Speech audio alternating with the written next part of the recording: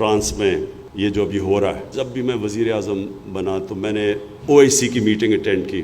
OIC کی meeting میں بھی میں نے سب وہاں ہیڈز آف اسٹیٹ تھے، میں نے ان سب کو یہ بات کہی کہ یہ جو اسلاموفوبیا ہے، یہ اسلاموفوبیا جو مغرب میں بڑھ رہا ہے، یہ جب تک مسلمانوں کے ہیڈز آف اسٹیٹس مل کے اس کے اوپر پوزیشن نہیں لیں گے، یہ بڑھتا جائے گا. اور اس کا سب سے بڑا نقصان جو ہمارے مسلمان رہ رہے ہیں مغرب میں، ان ملکوں میں جدھر وہ اقلیتیں ہیں، مائنورٹیز ہیں، اگر ہم اس کو ایڈریس نہیں کریں گے اسلاموفوبیا کو تو یہ بیماری بڑھتی جائے گی. اور یہ جو فرانس میں ہو رہا ہے یہ بالکل وہی ہو رہا ہے جو کہ ہم سب کو نظر آ رہا تھا کہ یہ ہونا ہے. یہ کیوں ہو رہا ہے؟ میں باقی اس سے زیادہ مغرب کو سمجھتا ہوں. کرکٹ کی وجہ سے میں نے بڑی زندگی باہر گزاری ہے، میں ان کی ذہنیت سمجھتا ہوں. دیکھیں مغرب کے لوگوں کو نہیں سمجھ جو ہمارا رشتہ ہے نبی صلی اللہ علیہ وسلم سے، ان کو سمجھ آ بھی نہیں سکتی.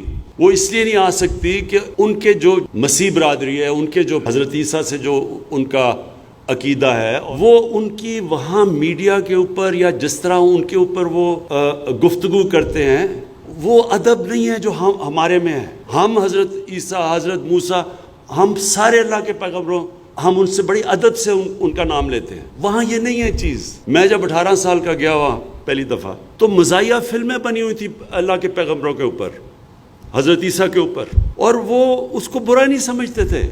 تو میں حیران ہوتا تھا دیکھ کے. فلمیں انہوں نے بنائی ہوئی ہیں جو کہ بے حرمتی کرتی ہیں حضرت عیسیٰ کی، لیکن وہاں اس طرح ریاکشن نہیں آتا. تو میں نے تب ہی سمجھ لیا کہ ان کو اندازہ ہی نہیں ہے جس طرح ہم مسلمان رہتے ہیں اور جو ہمارے عقیدہ ہے. اس لیے ہوا کیا، پہلا ایک سلمان رشدی نے آج سے 30 سال پہلے کتاب رکھی، مسلمان دنیا میں بالکل ٹھیک جائز شور میں چاہ.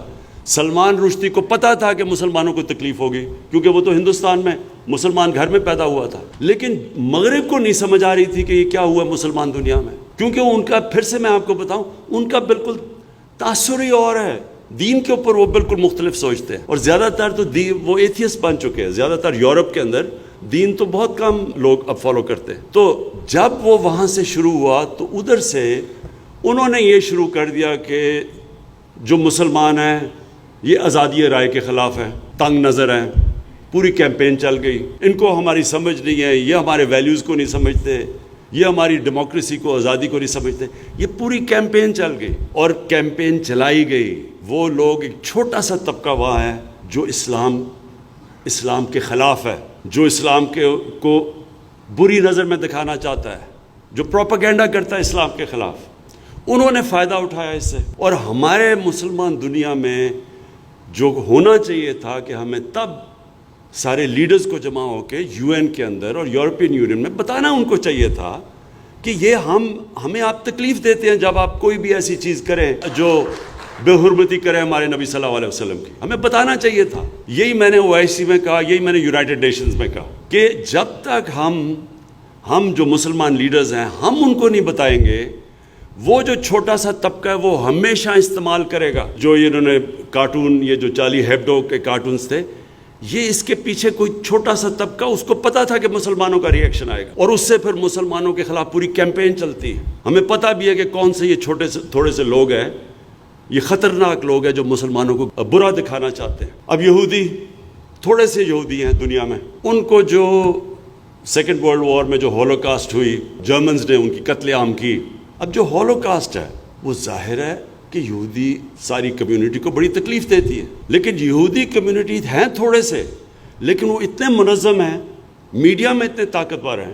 مغرب کے اندر انہوں نے ایسا، کسی بھی میڈیا، پولیٹیشین، کسی کی جرت نہیں ہے کہ ہولوکاسٹ کے خلاف کسی قسم کی بات کر سکے. بلکہ 4 ایسے یورپین شہر ہیں وہاں وہ جیلوں میں ڈال دیتے ہیں کہ اگر آپ صرف یہی کہیں کہ اگر وہ کہتے ہیں 60 لاکھ مرے تھے ہولوکاسٹ میں، اگر آپ کہیں نہیں جی 60 لاکھ نہیں 20 لاکھ، جیل میں ڈال دیتے ہیں. وہاں آسٹریا، 4 ملک ایسے. میں یہ سمجھتا ہوں کہ اگر کسی بھی ہیومن کمیونٹی کو تکلیف ہوتی ہے کسی چیز سے تو ہمیں وہ نہیں کرنا چاہیے.